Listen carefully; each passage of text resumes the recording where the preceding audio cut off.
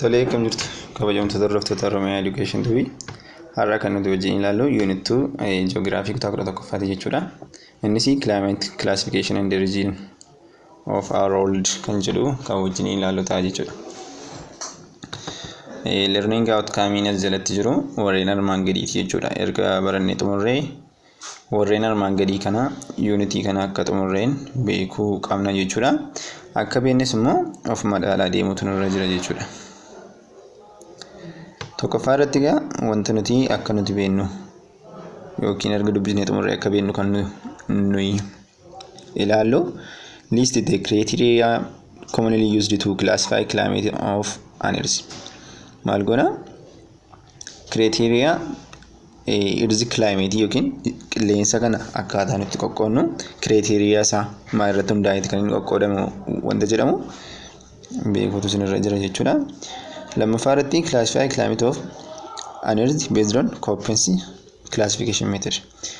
Maal jedha climate kana Köppen classification method irratti hundooftee hin qoqqooddaa jechuudha. Itti fufnee identify the factor influencing world climate region. Akkasumas factor influencing yookiin climate region irratti warreen akkamiiti kan dhiibbaa irratti fidu faaktaroota akkamiiti warreen akkamiiti kan qilleensa keenya jijjiiruu danda'u wanta jedhamu kana ni bartu jechuudha. Akkasumas describe the climate zone in Ethiopia. Itoophiyaa keessatti climate yookiin haala qilleensaa akkamiiti argama wanta jedhamu zoonii isaa wajjin ni barta. Akkasumas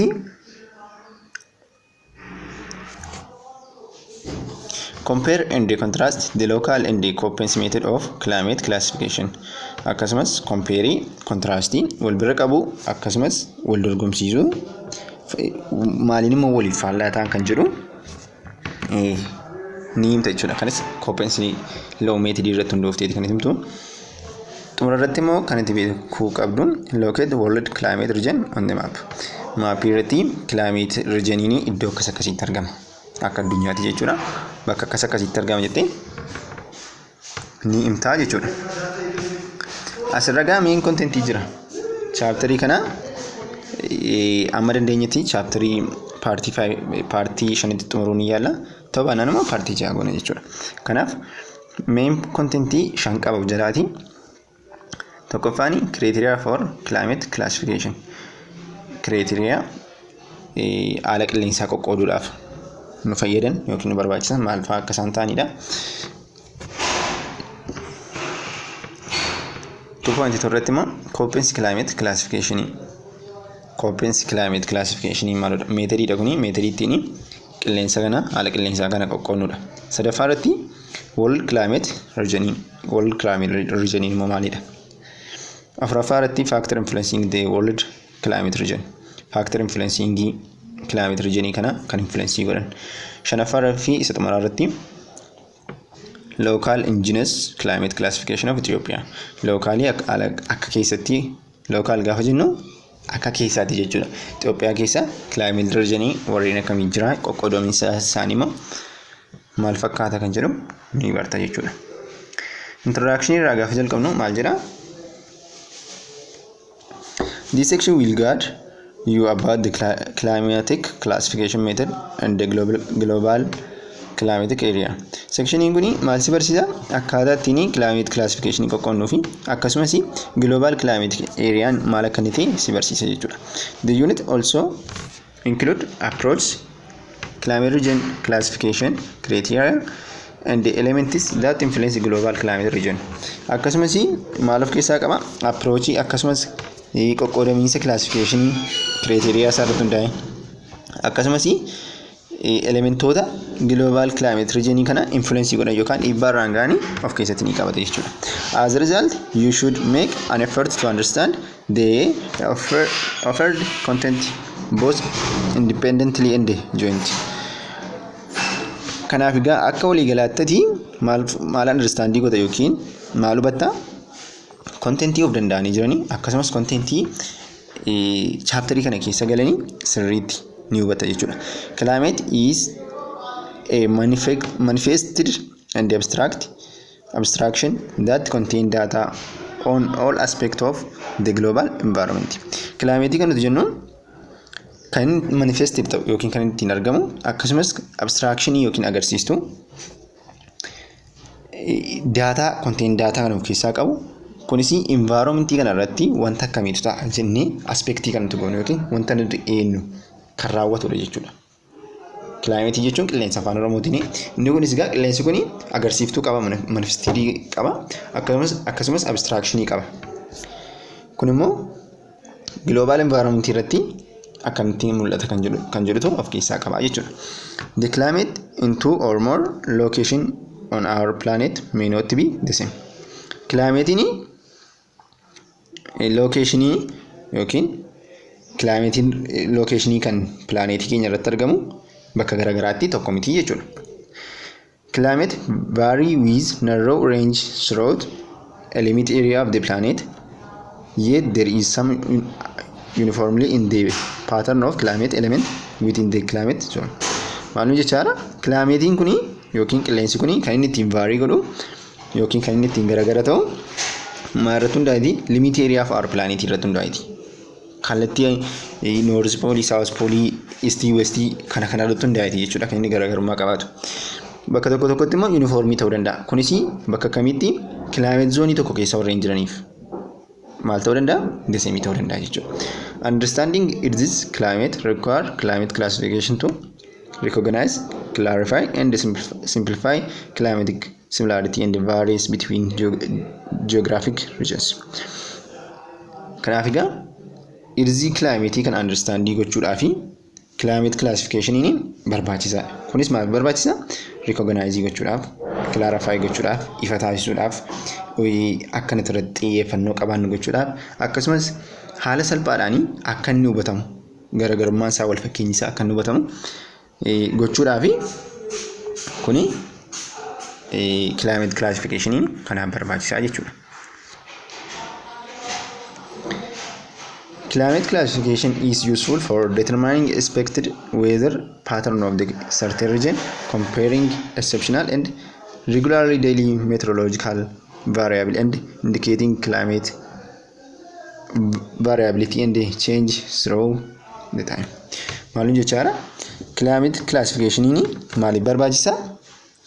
Haala qilleensaa tokko ittiin determine gochuudhaaf yookiin ittiin baruudhaaf kan regionii tokko ta'uu danda'a.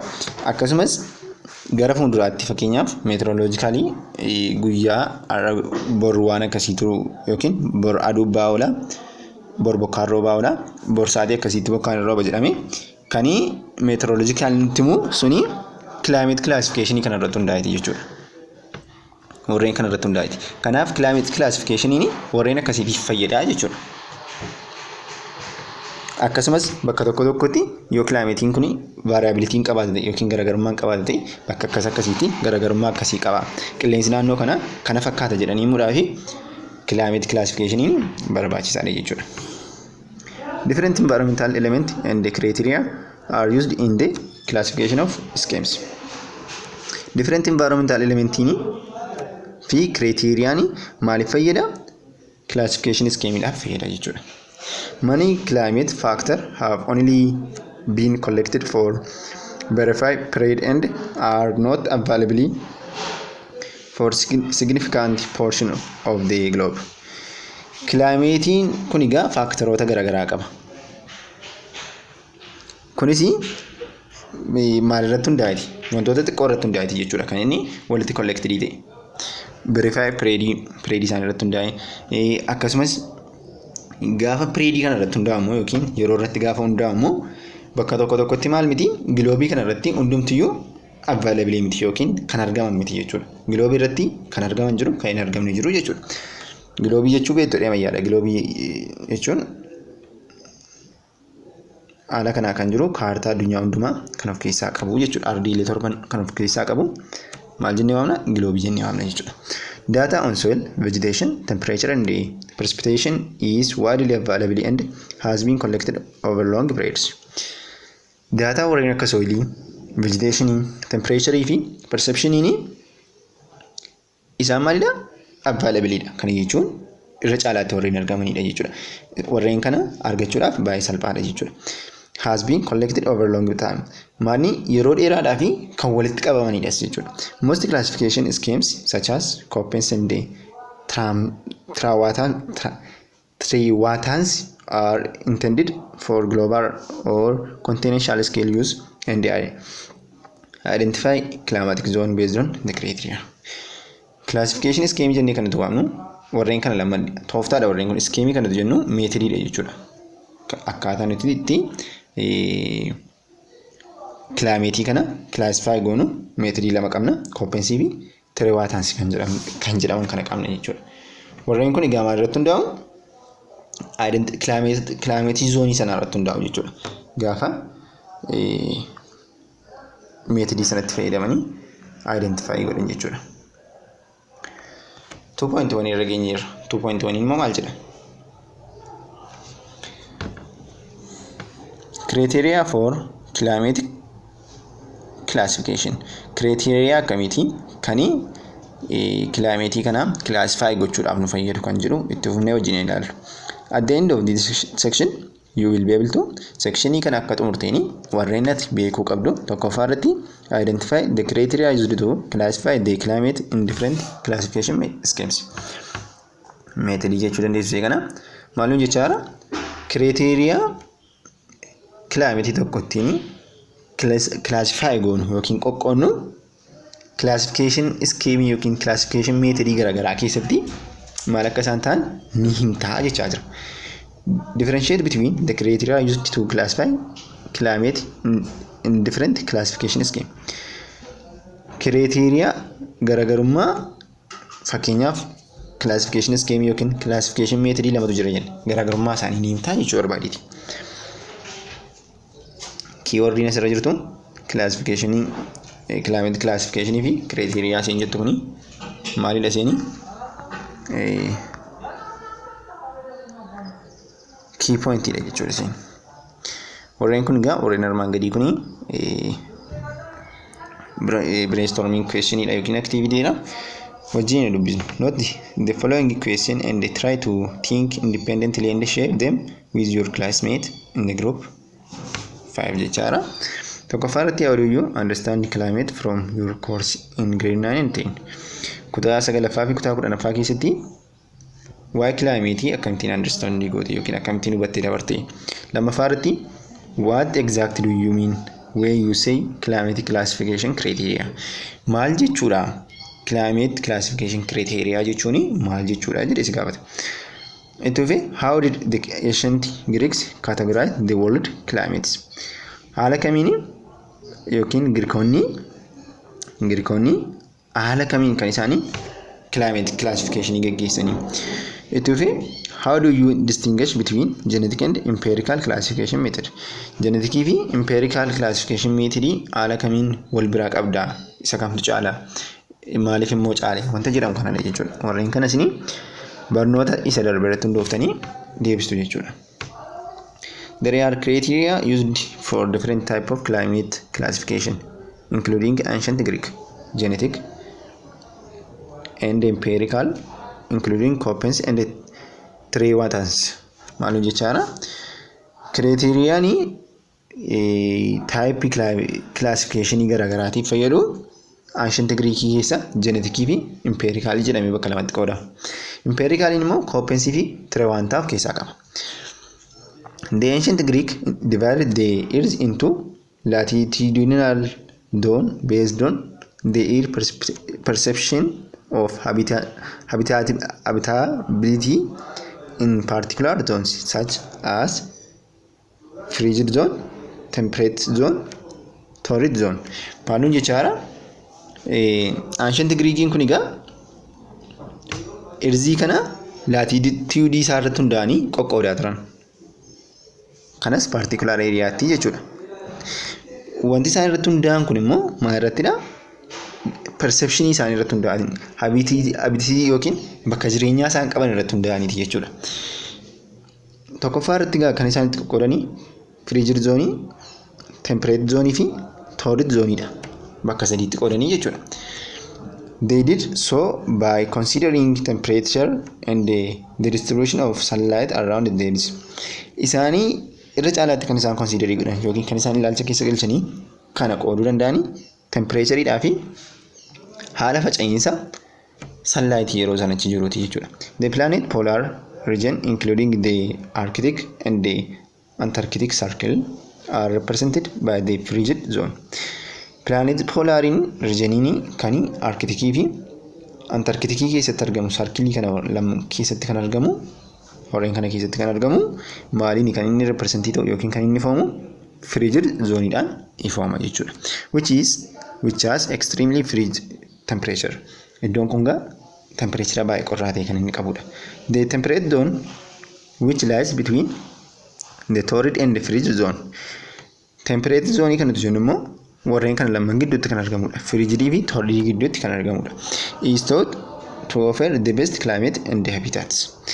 Kanaafi maal gidduutti argamanni kun immoo best climate fi habitaatii bakka gaarii kan qabudha jechuudha. Temperate zone kan nuti jennee waamnu bakka gaarii ta'e kan qabu isadha jechuudha. The tropics or warmest area south of the Mediterranean Sea are represented by the torrid zones. Tropikii warreen jedhaman immoo yookiin baay'ee qorraa kan jedhaman immoo isaanis Mediterranean Sea fi warreen isa bukkee jiran saawuzii isaa warreen ta'anii torrid zooniidhaan represented ta'u jechuudha. There is some relationship served as foundation for ancient Greek climate classification. Irzitu san relationship hariiroo irziif sanii waliin qaban irratti hundaa'uun foundationiin ancient Greekiin bakka climate kana irratti bakka garagaraatti jechuudha kan inni fayyadu. Yookiin Greekii keessatti climate classificationiin bakka garagaraatti jechuudha kan inni fayyadu. According to the data utilized for classification, climate classification method can be divided into two types. Akka warri Greekii kun jedhanitti gaa yookiin data utilized for classification warri akka isaan jedhanitti climate classification kana bakka gurguddoo lamatti qooduu dandeenya. Inni tokkoffaan genetikiidha, lammaffaan immoo empiricalidha jechuudha. Climate are classified using genetic classification method based on the major forcing process that shape climate. Kan genetic classification jennu maal irratti kan inni hundaa'u, maal qofa irratti kan inni hundaa'u, major forcing process irratti kan inni hundaa'u. Climate sana kan shape godhu major forcing process qofa irratti kan hundaa'u maal jennee waamna? Genetic classification method jennee waamna jechuudha. Climate is classified using genetic method based on activity and feature of air masses, circulation system, fronts, jet streams, solar radiation, topographic effect, and other factors that contribute to the spatial and the temporal pattern of the climatic region. Maalun jechaara climatein kani genetic method irratti hundaa'e classify ta'u activity fi feature maasii isaa qabu. Akkasumas circulation system isaa irratti hundaa'e, frontal jet stream isaa irratti hundaa'e, solar radiation isaa irratti hundaa'e, topographic effect isaa irratti hundaa'e, akkasumas warreen faaktaroota garaagaraa kana irratti hundaa'e qoodama jechuudha. Genetic system, while more scientifically desirable, are more complex to implement and less successful overall since they do not rely on the simple observation. Kanaaf egaa genetic systemiin kuni saayintifikiidhaani yookiin saayinsiidhaani baay'ee kan deeggaramudha. Garuu immoo maalidha? Baay'ee wal xaxaadha, kan kompleksii ta'edha. Wanta kana qorannee lafa kaa'uudhaaf genetikaalii baay'ee kan implementii yookiin kompleksii ta'edha. Akkasumas immoo milkaa'inni isaa warra hojjetan kan isaanitti milkaa'anii xiqqoodha jechuudha. Sababiin isaa immoo simpilii haala salphaatiin observeeshinii isaa gochuu hin dandeessu. Wantoota armaan dura kaasnee turre kanneen akka activity isaanii, feature of air mass isaanii, circulation system isaanii warreen kan hunduma isaa qoranna wanta ta'eef inni kun egaa baay'ee kompleksii isa godha jechuudha. Kanaaf warri qoratanii baay'ee itti akkasiin ta'an jechuudha. Maaliif dirqama warreen kan hunda isaanii argachuu qabu wanta ta'eef. The most widely utilized genetic system are air mass ideas. Kanaaf egaa irra caalaatti immoo genetic systemii keessatti baay'ee faayidaa guddaa kan qabu air mass ideaan baay'ee faayidaa guddaa kan qabudha jechuudha. Inni taanu inni nuti amma wajjin ilaalle genetical systemidha. Amma immoo the empirical system wajjin ilaalla. Empirical system is classification system that uses data input to calculate the climatic type based on specific class boundaries. Maalun jechaara empirical classification system kan irratti hundaa'u inputii nuti itti galchinu calculate godheeti. Kunis climate type sana calculate nu godheeti jechuudha. Boundary isaanii daangaan jiru wantoota akkasiitiin maal nu godha classify nu godha jechuudha.